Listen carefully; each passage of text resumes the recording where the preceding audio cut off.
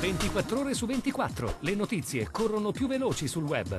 Guarda le ultime news sulle web TV di TG Italia, TV Veneto e tvverona.com. Connettiti con Industria e Finanza, la cronaca del Veneto e la cronaca di Verona.com.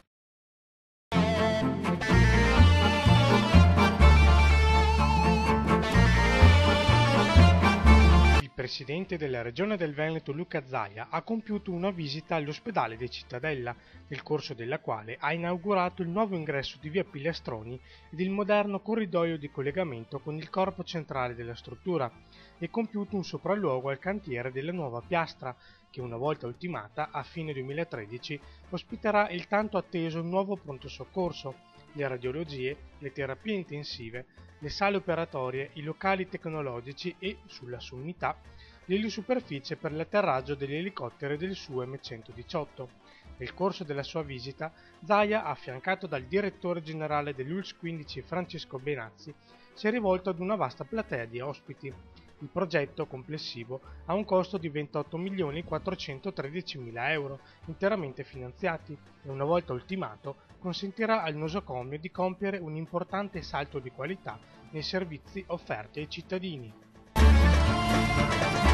Le famiglie venete nel 2012 avranno circa 628 euro a testa, una famiglia media di 3 persone andrà a pagare questo. Tra l'addizionale regionale, che non è un'addizionale regionale ma è un'addizionale statale purtroppo, perché tutti i soldi vanno a Roma, tra l'IMU, tra l'aumento delle accise sulla benzina e l'IVA, che da ottobre passerà al 21%, noi avremo circa 628 euro a famiglia. Dati alla mano, la Lega Nord va all'attacco della manovra Salva Italia, ribattezzata dal Carroccio manovra Strozza Veneto. Da Padova all'Hotel Sheraton, dove le camicie verdi hanno esposto i dati di una ricerca plancia, il segretario nazionale della Liga Veneta Giampaolo Gobbo, il senatore Paolo Franco e gli esponenti veneti Ciambetti e Caner puntano il dito sulle ricadute in regione del decreto per la correzione del deficit nazionale. Di tagli alla spesa pubblica Monti non ne ha fatto, quindi ha dato in cerca. Da un lato rapinando nel vero senso della parola i comuni, le province e le regioni, non parliamo delle pensioni, non parliamo del furto delle tesorerie. Ed è evidente che la regione Veneto, che è fra le regioni più produttive di questo paese, sta pagando dazio per questo governo di tecnici che sta affamando il paese. Considerazioni in linea con la decisa ostilità del partito manifestata da subito nei confronti di questo governo tecnico, posizione che ha portato alla frattura dichiarata delle alleanze con il PDL. Siamo qua per dire no a questo governo. Stiamo vedendo che purtroppo il Nord continua a pagare per tutti.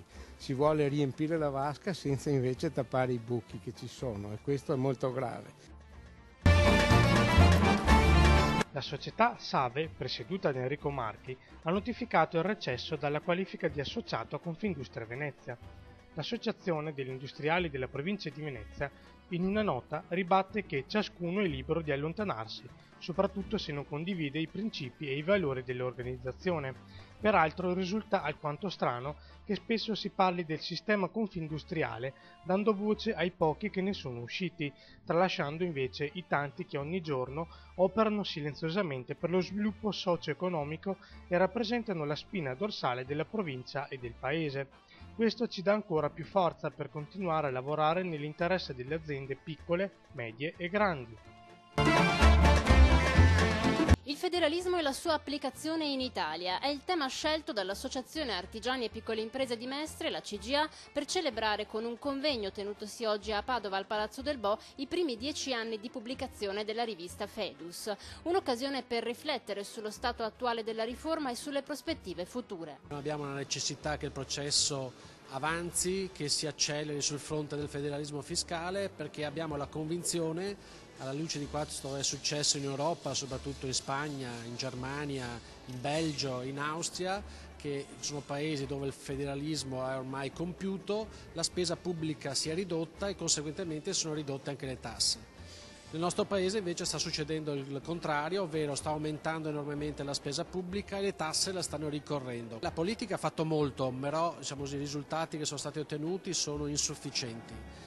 Ci dispiace che con questo governo in qualche modo il federalismo fiscale sia stato accantonato. Nel governo Monti, insomma, nell'agenda politica del governo Monti il federalismo fiscale non c'è, bisogna riproporlo perché il federalismo è uno strumento, non è il fine, ma il fine è quello di rendere questo paese più efficiente, con uno Stato che funziona meglio e costa meno e chiede meno soldi ai cittadini e alle imprese.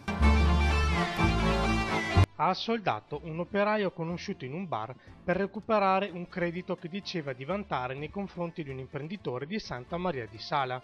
È stato arrestato dai carabinieri di Trebaseleghe, del Padovano, un 37enne artigiano che dovrà rispondere del reato di estorsione in concorso con un operaio albanese che in 2 tranche era già riuscito a farsi dare 5.000 euro. Una storia iniziata mesi fa. L'artigiano, dopo aver conosciuto l'albanese in un bar, lo ha convinto a divenire suo complice per recuperare un credito da un imprenditore. Dopo una prima tranche di pagamento, l'imprenditore si è rivolto ai carabinieri, che hanno arrestato l'artigiano. Casa, piccoli spiragli di luce. Secondo i dati dell'ufficio studi Gabetti, il peggio è alle spalle e nel 2012 si assisterà ad una leggera ripresa del settore residenziale. Tutto in particolare su industria e finanza.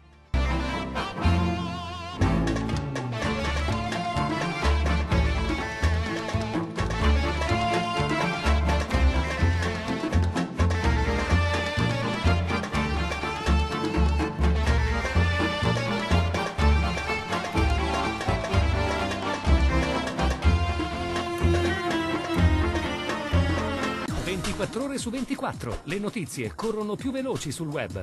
Guarda le ultime news sulle web TV di TG Italia, TV Veneto e tvverona.com. Connettiti con Industria e Finanza, la cronaca del Veneto e la cronaca di Verona.com.